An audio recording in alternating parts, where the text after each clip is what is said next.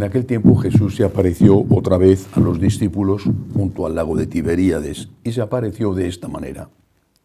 Estaban juntos Simón Pedro, Tomás, apodado el mellizo, Natanael, el de Cana de Galilea, los Zebedeos y otros 2 discípulos suyos. Simón Pedro les dice: me voy a pescar. Ellos contestan: vamos también nosotros contigo. Salieron y se embarcaron, y aquella noche no cogieron nada.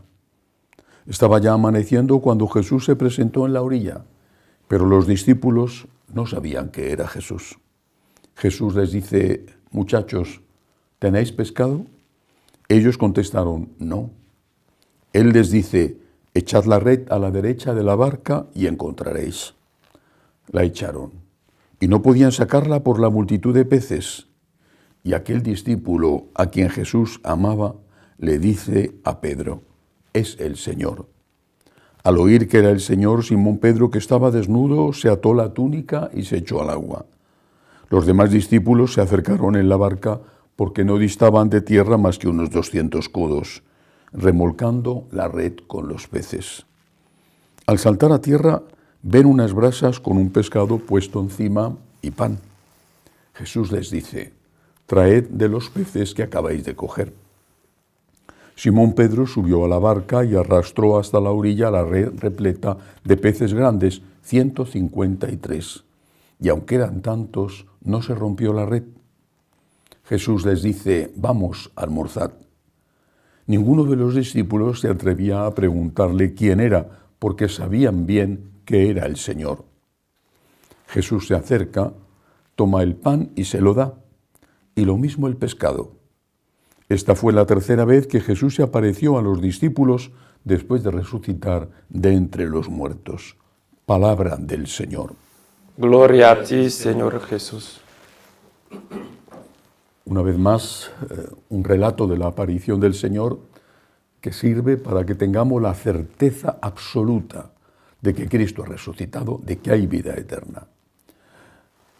Nadie inventa una mentira para terminar desollado vivo como San Bartolomé, crucificado boca abajo como San Pedro o decapitado como le pasó a Santiago apóstol, Santiago Zebedeo.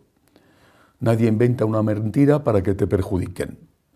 Inventas una mentira para huir de algo malo que has hecho o para hacer un negocio, pero no para que te torturen. Porque cuando llega el momento de la tortura dices: es un momento que todo fue mentira. Cristo ha resucitado. Y los discípulos, los apóstoles en primer lugar y el resto de los discípulos fueron testigos de la resurrección. Ellos vieron, escucharon, tocaron a Cristo resucitado. Pero en todas las apariciones de la resurrección, empezando por aquella a María Magdalena y, por ejemplo, esta que acabo de leer hoy, se da una circunstancia. No le reconocen físicamente. Dice que el Evangelio de hoy dice que le veían y no se atrevían a preguntarle quién era, pero sabían que era Jesús. María Magdalena está con el Señor, le ha enterrado ella, esto es el domingo por la mañana, le ha enterrado ella el viernes antes del atardecer. Desde el punto de vista cronológico de los judíos habían pasado 3 días, le ha enterrado ella y ahora ya no le reconoce. Es verdad que estaba desfigurado por la tortura, de acuerdo, pero ella enterró a ese hombre desfigurado por la tortura y ahora ya no le reconoce. Habían pasado unas horas. El cuerpo resucitado es cuerpo. Va a haber resurrección de la carne. Lo que no sabemos es cómo va a ser la carne gloriosa, la carne resucitada. Va a haber resurrección de la carne. Es uno de los principios de nuestra fe. Lo confesamos en el credo, pero no sabemos cómo será. ¿Tendremos el cuerpo resucitado de los 18 años, de los 25? ¿Y las personas que han nacido con una enfermedad degenerativa? ¿Y los niños que no han podido nacer porque han sido asesinados en el vientre de sus madres? No sabemos cómo será el cuerpo resucitado. Seremos nosotros mismos, cuerpo y alma, porque nosotros no solo somos alma, somos una unidad. Esa unidad tiene un aspecto, una dimensión corporal y una dimensión espiritual, cuerpo y alma. La resurrección, cuando llegue el final de los tiempos y Cristo venga, regrese glorioso para juzgar a vivos y muertos, la resurrección implicará, afectará también al cuerpo, pero no sabemos cómo será el cuerpo resucitado. Tampoco nos importa. Sabemos que habrá cuerpo glorioso, cuerpo resucitado, que en ese momento en el momento de la resurrección de los muertos, se volverá a unir al alma a la cual ha estado unida siempre. Eso para mí es lo fundamental. Cuando yo muera, ¿cómo veré a mi mamá? ¿O a mi hermana o a mi padre? ¿Cómo veré a mis amigos que han muerto ya? Y cuando mueran los que vengan detrás de mí, mueran más tarde, ¿cómo me verán? Me da lo mismo. A María Magdalena no le importó si Jesús tenía este rasgo físico o el otro. Le importó que era Jesús. Y este Jesús resucitado significaba que Cristo había vencido a la muerte, había vencido al pecado y que había vida eterna. Eso es lo que le importaba. Si tenía estos rasgos o los otros, le daba igual. Segunda lección de este texto. Quizá alguno piense que pueda estar yo haciendo una interpretación no del todo correcta del texto. A mí me parece que es la correcta. No han pescado nada los apóstoles, aquellos que estaban allí. Había al menos 3 pescadores profesionales, Simón Pedro y los 2 zebedeos, Santiago y Juan. Al menos 3 pescadores profesionales en el lago que ellos conocían, en el lago donde habían estado pescando toda su vida. No habían pescado nada, suele suceder, una vez que sales a pescar y todos los días regresas con la red llena. No habían pescado nada y se habían pasado la noche entera pescando. Sin embargo, se aparece Jesús y Jesús les dice, y esto es lo que me parece significativo, les dice Jesús: echad las redes a la derecha de la barca. Y entonces cargaron las redes de pescado, tantos que muchos años después San Juan, que está allí presente, que es el discípulo amado por Jesús, que cuando identifica a Jesús, están como a unos 100 metros de la orilla, se echan nadando para llegar a la orilla cuanto antes y abrazar al Señor. San Juan lo recuerda, pasados los años, el número tan grande de peces que pescaron en esa ocasión, 153.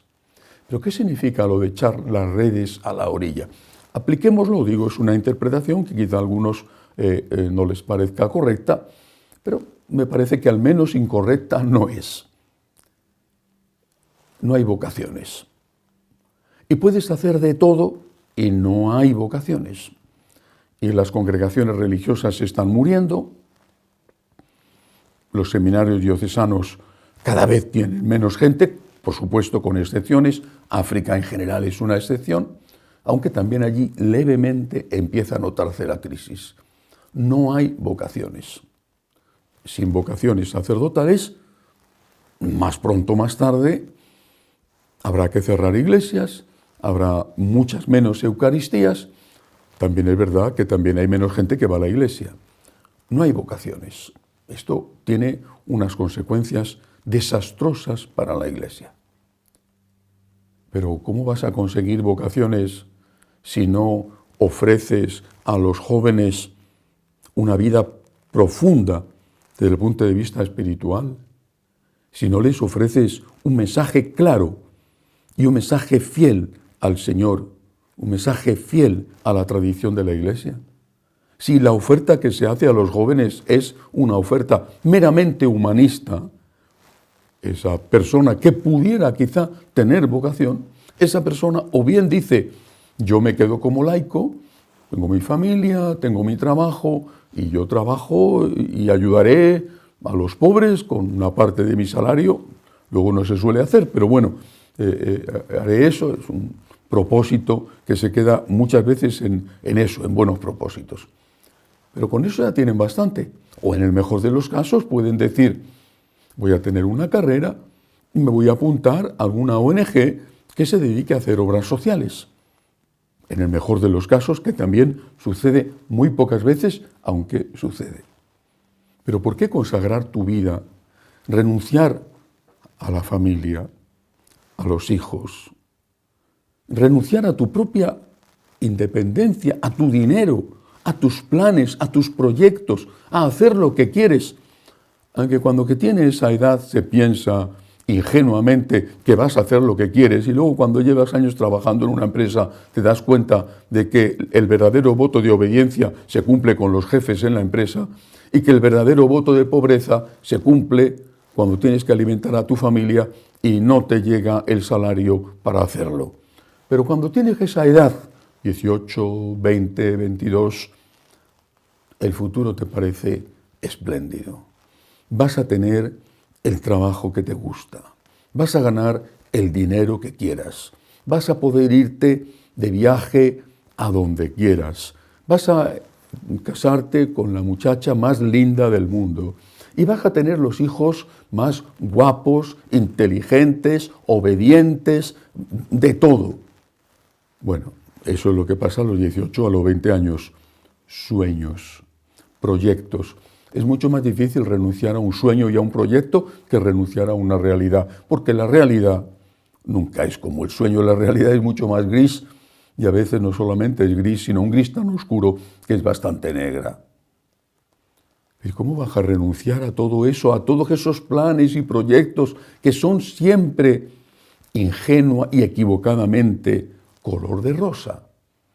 Pues solamente si tienes una relación con Cristo seria, intensa, si eres capaz de amar al Señor, o al menos si quieres amar al Señor con todo tu corazón. Eso significa echar las redes a la derecha de la barca, dar espiritualidad, dar motivación religiosa. Después pedir.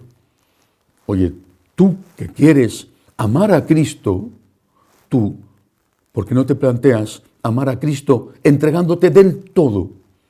Entregándote y renunciando por Cristo, porque hace falta y es urgente y es necesario que haya sacerdotes.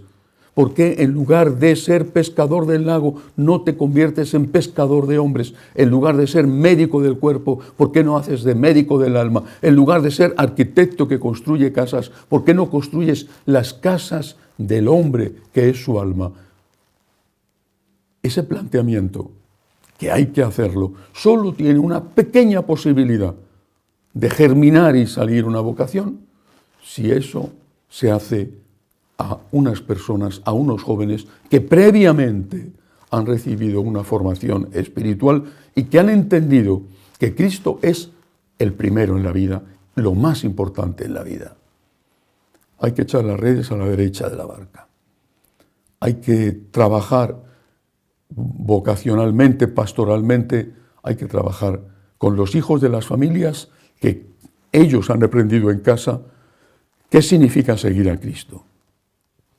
Y después hay que pedir al Señor el milagro, porque cada vocación es un milagro, cada una de ellas. Cuando nosotros, los franciscanos de María, recibimos, y es relativamente frecuente, correos de chicos que quieren entrar en el seminario, luego algunos, pues por circunstancias, determinada edad o otras cosas, ya no les damos la oportunidad de que vengan. Pero es porque ven en la televisión o ven en nuestras parroquias un ejemplo de unas personas para las cuales Cristo es lo primero. Cristo es Dios y queremos amarle con todo nuestro corazón y queremos entregarnos a Él con todo nuestro corazón. Somos pecadores, pero somos pecadores que quieren amar a Dios con todo el corazón. Por eso hoy, que el Señor invita a echar las redes a la derecha de la barca, quiero invitar una vez más a los jóvenes que quieren amar al Señor, a que me escriban, a que escriban al correo de Magnificat, a que se pongan en contacto con nosotros. La mies es muchísima, los obreros son cada vez menos. Podemos pasar la noche entera trabajando y si Dios no toca el corazón de los fieles, el corazón de los jóvenes, no habrá ningún pez que entre en la red. La mies es mucha, Pidamos al Señor de la mies que mande obreros a su mies, y yo pido y ofrezco la posibilidad de formarse en un seminario católico, en un seminario donde se forman sacerdotes que van a ir a lugares de misión donde no hay sacerdotes. Ofrezco a los jóvenes que quieren seguir al Señor que puedan entrar en nuestro seminario. Que así sea.